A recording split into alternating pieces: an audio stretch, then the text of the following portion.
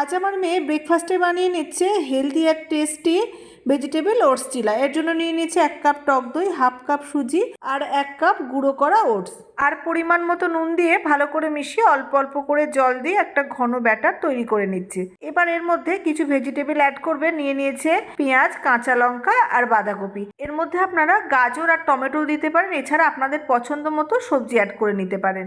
পেঁয়াজ, কাঁচা লঙ্কা আর বাঁধাকপি একসাথে দিয়ে একটু মিহি করে কুচিয়ে নিয়ে ব্যাটারের মধ্যে মিশিয়ে নিচ্ছে। স্বাদটা আর একটু বাড়িয়ে নেওয়ার জন্য এর মধ্যে পেরি পেরি মশলা, ধনেপাতা কুচি দিয়ে দিল। আপনারা পেরি পেরি মশলাটা বাদও দিয়ে দিতে পারেন। এবার তাওয়ার মধ্যে অল্প একটু তেল ব্রাশ করে নিয়েছে, যেহেতু এটা হেলদি বানাচ্ছে তাই তেলের পরিমাণটা খুব কম দিয়ে 2 হাতা ব্যাটার দিয়ে তাওয়ায় বেশ গোল করে ছড়িয়ে দিয়েছে। এরপর গ্যাসের ফ্লেমটাকে লো টু মিডিয়ামে রেখে 3-4 মিনিট মতো এক পিঠ হতে দেবো। 3-4 মিনিট পর উল্টে দেবো। এভাবে উল্টে পাল্টে 2 পিঠ ভাজা হয়ে গেলে সসের সঙ্গে খেতে দারুণ লাগবে।